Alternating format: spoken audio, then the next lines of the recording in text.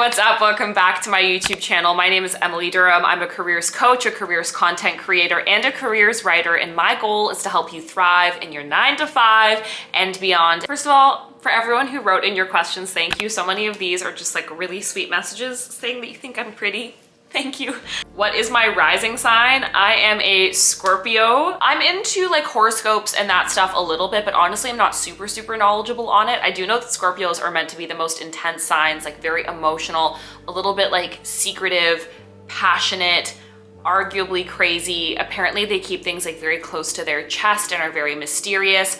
I post myself crying on the internet, so I don't self-identify as someone who is a little bit mysterious, but okay, sure.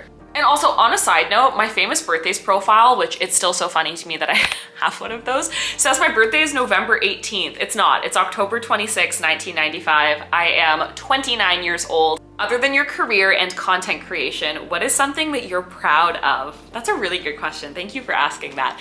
Without a doubt, it is my dog, Binky Barnes. I wonder if he'll come say hi. Binky, do you want to come say hi? He's coming. Come here.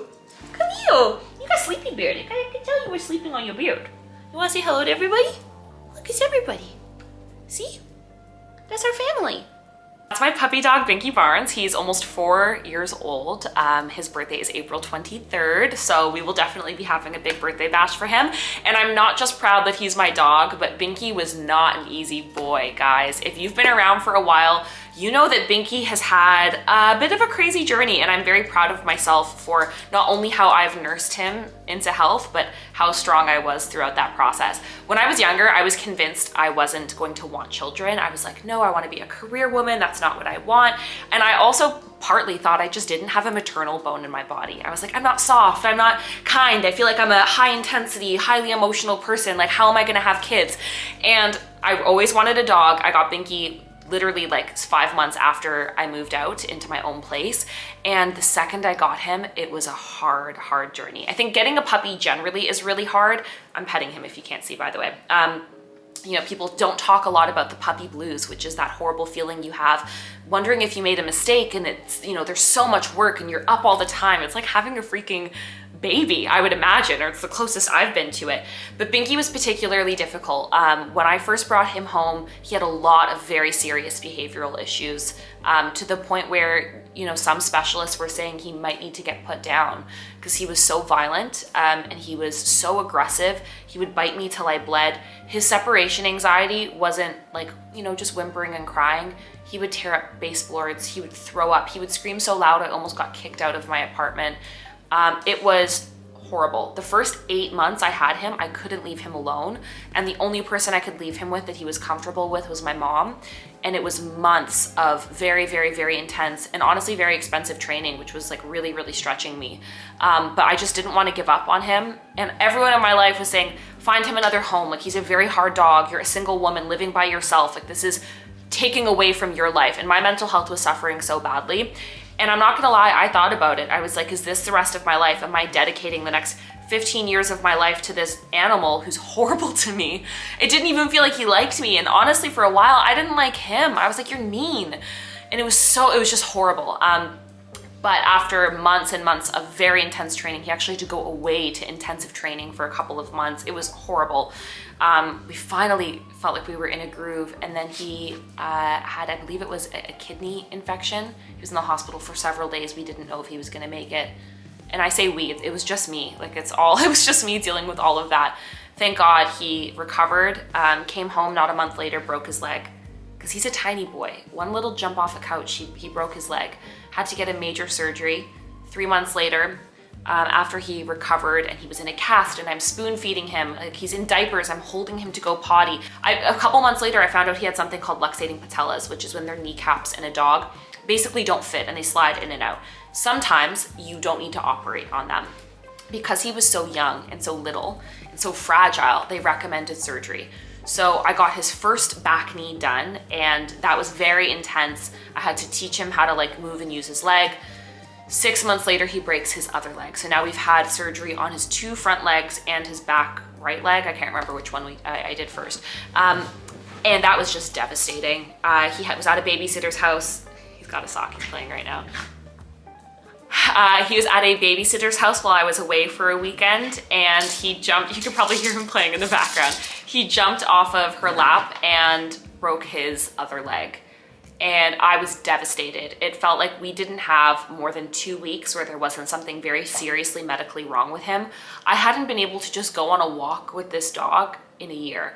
I could hardly leave my home because when they're medicated and in cast, I can't leave him alone. Like, he needed me and I live by myself. Like, I'm the only person who can be there for him. And that was really devastating. And then, you know, got that surgery because it was another surgery, waited 6 months, and then he had to get his last knee operated on. This last surgery was the one that kind of broke me. He went to go get his back surgery done. It went well, he was recovering. I just felt in my gut something was off when I brought him home. He was extremely sleepy, extremely sedated. I called the vet that, you know, did the operation, and they almost overdosed him on sedatives. The vet tech miscalculated how much they gave him. And thank God Binky was fine. But again, they told me to go home and give him more. And I was like, something's off, I can't. And I'm so happy I listened to my instincts. I knew my dog, I knew something was wrong.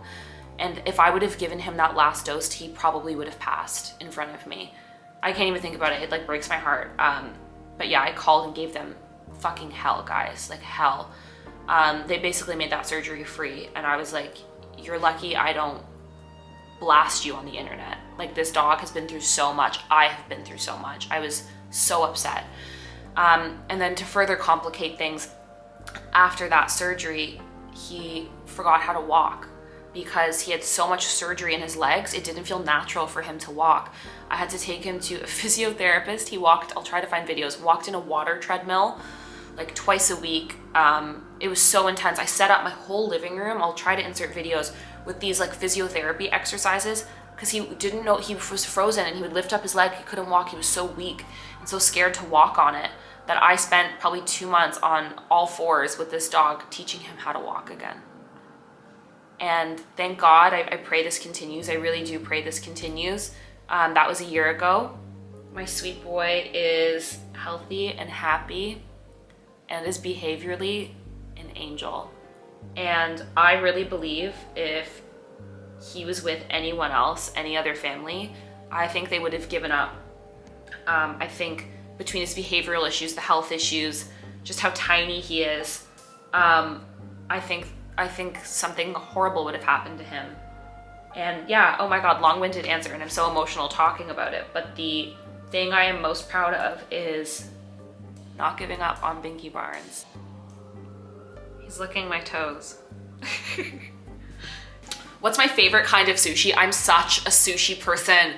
Okay, there's one place in Toronto, actually there's two that I really like. There's one place in Toronto called Torched that does torched sushi specifically, and actually my friend introduced me to it, that they do these bento boxes, and they have like a whole row of different torched sushis, 2 hand rolls, there's like edamame and I believe seaweed salad, and it's like $30, which is great value for the amount of food you get. It's basically 2 meals.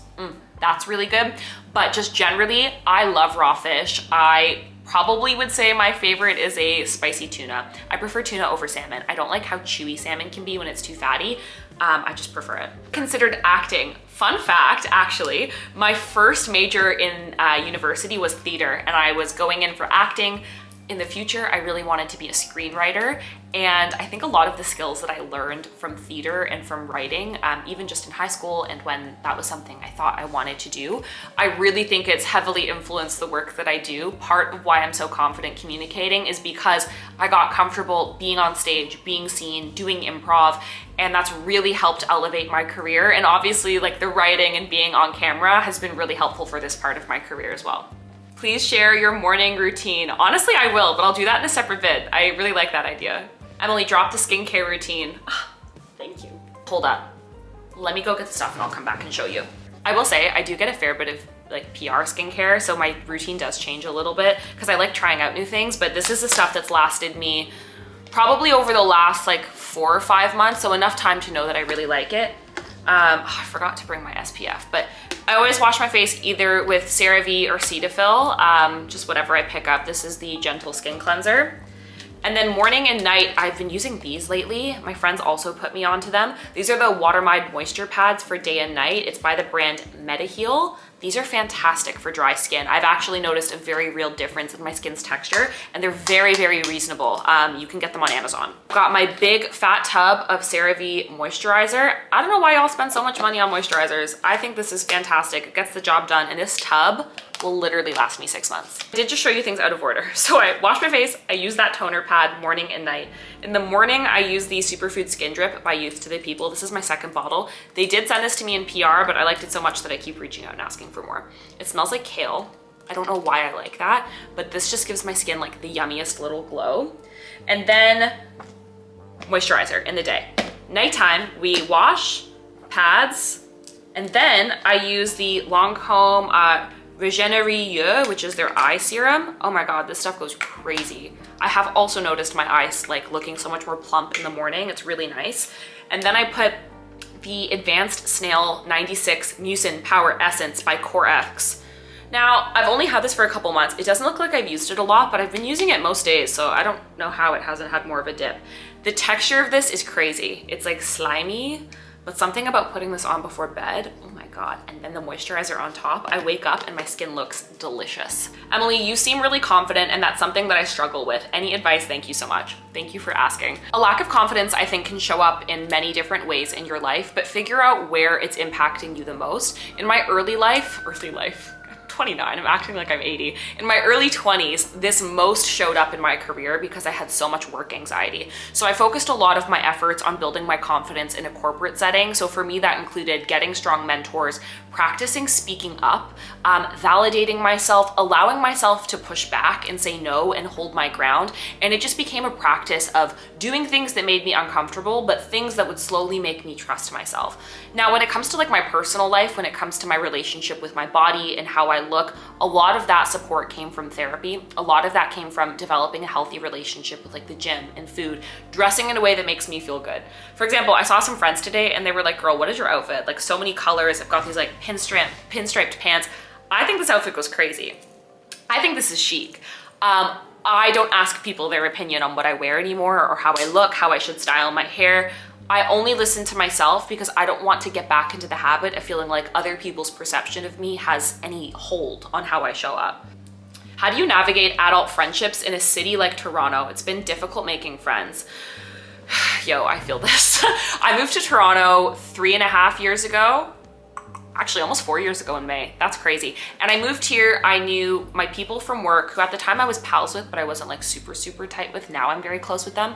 I had one friend who lived in the city and one friend who lived like maybe 20 minutes from me, which isn't that far, but you know, not walking distance. I was really scared I wasn't gonna make friends. Naturally, I think in a city like Toronto or New York, these like hustle bustle cities, people move so quickly, it's not like you're gonna bond over hobbies. Where I have gone out of my way to meet people is at work. So most of my friends I've met at work, I've met at work events, networking events. I've also DM'd people that I used to know back in high school or elementary school who moved to the city, and I'll just message them and meet up for coffee. I've learned the only way to make friends is to be the person initiating, because at first I was like, oh, I wonder if people are gonna say hi to me. I'm always out and about, you know, I have like a kind energy. No. That never happens. What I would do is go to a person at work and say like, do you want to grab drinks after work? Let's chat. And then after a few times, we became real life friends. And then same with people that like I was reconnecting with, and also friends of friends. If you're out in a group setting and you meet someone you think is cool, follow them on Instagram, message them after. That's how I've met a lot of my friends. Like I would say the bulk of my social life right now is friends I met when I was at BMO, friends I met at Intuit, and then friends I've met through like influencing or like content creation. And a lot of that has just been like us messaging and grabbing coffee. So it is really hard. There's also things like Bumble BFF. I know a lot of people who have had success with that. I personally just haven't gone that route because I've gotten comfortable just going up to people and being like, love your vibe, let's grab coffee. I think that is probably the most successful route, is like a real life approach, but it does put the onus on you to do it, which kind of sucks. Gosh, you guys have such good questions. What does it feel like to be you right now? Oh my gosh, part of me wishes I like read this before so I could prepare a little bit. Being me right now, how does it feel?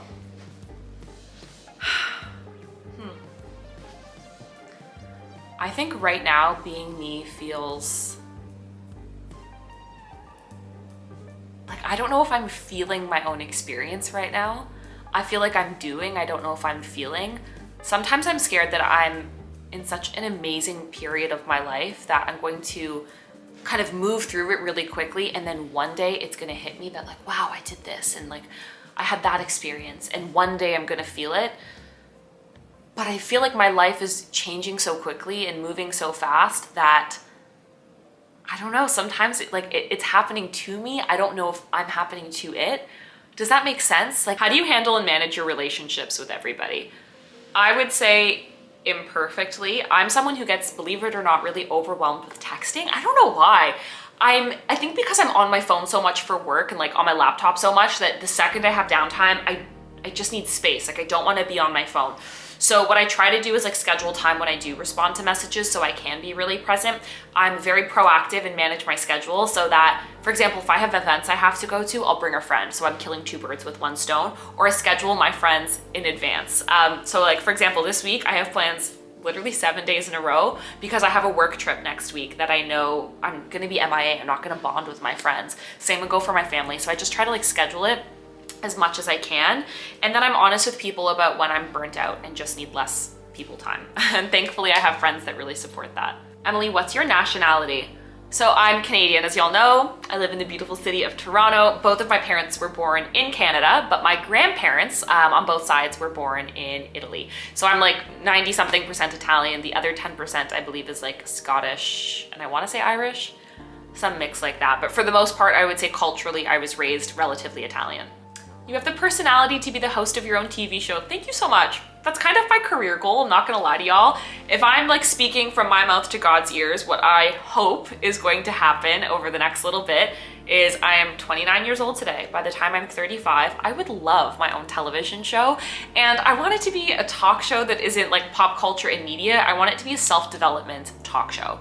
I want it to be the kind of show you watch for 30 minutes that almost feels like a podcast, but it's like elevated, where you're like learning different things, whether it's financial management, confidence, careers, cooking, like navigating life. I want it to be something that really elevates your lifestyle and is inspirational. And that's kind of my goal. I would love to have a television show. And I would love, oh my God, I would love for that to be on like a Netflix or a really cool streaming service. I always love your nails. Do you get acrylic tips or gel X or press-ons? So I have like gone back and forth between press-ons and getting mine done. When I travel a lot, I get my nails done. I do biogel with tips because my nails are not naturally this long. But no, I hope y'all can see. If not, I'll insert a photo. These nails, oh my goodness gracious, like I'm obsessed with them. Emily, would you ever go on a date with someone who followed you on social media? I think it depends. I would hope whoever I'm dating loves my content. Duh. So I would hope they follow me on everything. I hope they're tuned into my podcast on Sundays and Wednesdays. Like that's what I'm hoping for. But would I go on a date with someone where they like slid into my DMs? I don't know. I think my fear with that is this person reaching out to me because of who I present on the internet or because they want to get to know me? And again, I don't think I'm hot shit, but like, are people reaching out because they want to just say they've gone out with someone who has a lot of followers? I think that would make me feel uncomfortable, and I don't think that's everyone's intention. So I think it would be situational. I'm immediately leaning to, I would be hesitant, but it's not totally off the table. I haven't personally done that yet, so I don't know. What do you do in your free time if you're not working on content? That's a fun question. Lately I've been really liking Pilates. I think it's just like a really fun workout. It feels very like feminine and girly, and there's a few really good studios by my apartment, so I've been really liking that. I spend a lot of time with my dog, so I love like walking him, trying new coffee shops. I'm a big foodie, so I've also been really into trying new restaurants. I'm like a huge food girl. Like I just love going out, having a cute little cocktail with my friends, trying some new appetizers. That's probably something that I spend the most time and money on. And other than that, I go hard for reality television. My vice, and it's not a guilty pleasure, I feel no guilt. I love reality TV. I think it is so fun. I love observing other people's lives. I love conversation and discourse around reality TV. I just think reality TV is fun, and I love it. I unapologetically love it. Emily, how can I meet single Toronto men? Hinge sucks. Girl, don't I know it. I'll answer this, and I will answer the dozens of questions asking me if I'm single, if I'm married, and my personal favorite, why don't you love any men? A lot of you guys were asking for a status update on my dating, on relationships. I'll tell you everything. I'll tell you what's kind of happened in the last couple of years, and maybe it'll resonate with you. The first thing I want to say is I don't take being single as a bad thing. I don't see this as like a negative. I don't see this as a reflection of my character. My life is not any less interesting and enjoyable because I am single. My life is my life because it's mine. Whoever comes into my life, romantically or friend-wise, is simply adding to it.